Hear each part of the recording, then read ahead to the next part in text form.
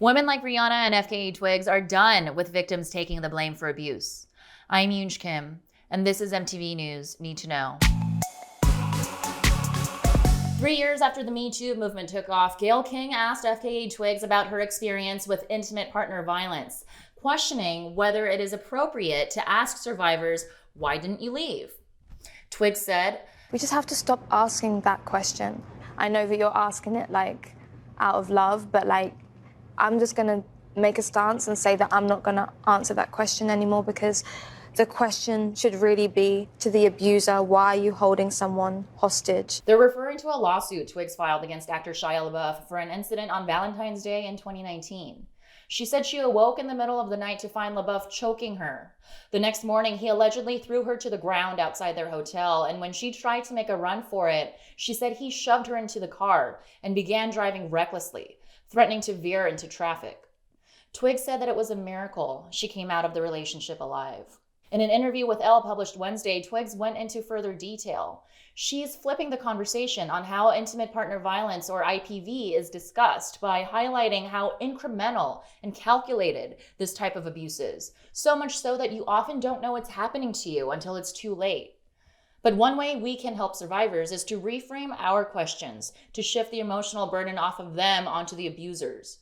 Journalist Cece Adams saw this interview with King and Twigs as progress. She tweeted, "Media outlets can and often do perpetrate rape culture. Media has the power to properly contextualize the situation for the public. Unfortunately, too many journalists choose re-traumatizing people over questioning and combating oppressive systems." The overwhelming majority of IPV survivors are women, and it's especially prevalent now as people are confined with their abusers due to shelter-in-place orders.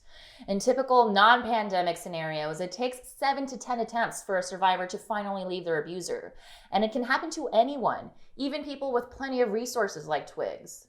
She's bringing our attention to emotional tactics like love bombing, when a person lavishes a new partner with attention and affection as a manipulation technique.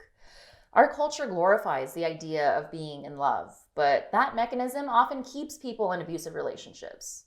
This is something Rihanna spoke out about a decade ago after she suffered abuse from Chris Brown, her boyfriend at the time, an incident that's seared into our generation's memory as a wake-up call about IPV. Why be ashamed? That's embarrassing. That's embarrassing that that's the type of person that I fell in love with. So far in love, so unconditional that I went back. We don't talk enough about how these ideas of love contribute to violence. Our culture, from Hollywood to social media, feeds us the allure of love at first sight, that we'll just know when we meet the one. But this is dangerous, not because love doesn't exist, but because this makes us believe it matters more than self-respect or safety.